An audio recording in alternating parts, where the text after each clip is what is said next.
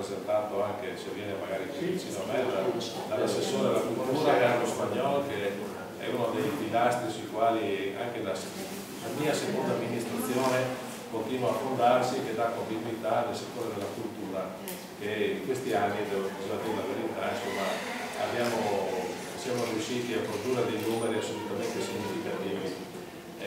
Saluto la signora Beata, la direttrice del museo di Lendava, ci hanno spiegato che è una cittadina al confine tra la Slovenia e l'Ungheria, e saluto anche il figlio dell'artista, che vedo che essendo così giovane, il figlio di Stefan Galic, evidentemente il papà è scomparso in età prematura, e questo ci dispiace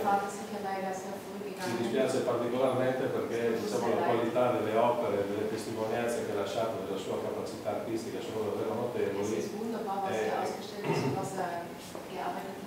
Ecco, e questa è stata una mostra un pochino, diciamo, un pochino tribolata, nel senso che dovevamo farla già qualche tempo fa, e viene organizzata con un pochino di ritardo, ma anche proprio perché questa è una cittadina dove le richieste degli spazi espositivi per organizzare manifestazioni culturali è davvero sempre molto alta, molto presente.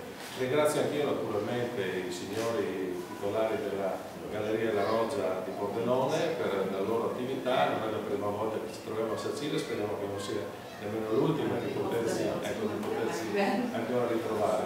Io concludo rinnovando il ringraziamento per la presenza, per l'allestimento di questa bella mostra, e soprattutto faccio gli auguri per questa edizione. Siamo giunti al numero, quello della primaverile, ecco, al 69esimo anno, quindi insomma non siamo molto distanti dai numeri della sagra estiva, perché la sagra estiva è giusto che sappiano che ora abbiamo questa manifestazione che sfiora gli 800 anni, siamo a 741 quest'anno, e quindi auguro a questa manifestazione di avere successi che si meritano. Quindi viva la Sacile, viva Sacile e viva la cultura. Galic significa soprattutto la rivoluzione della grafica. Faccio una breve introduzione, scusatemi se sarò troppo didattico. È nato nel 1944. Nel 1944 Tito stava organizzando i partigiani contro il nazismo per creare la Federazione Jugoslava, la cosa che nasceva in quel momento. Galic è nato jugoslavo e ha attraversato tutta la parabola della Federazione Jugoslava. Poi è morto nel 1997.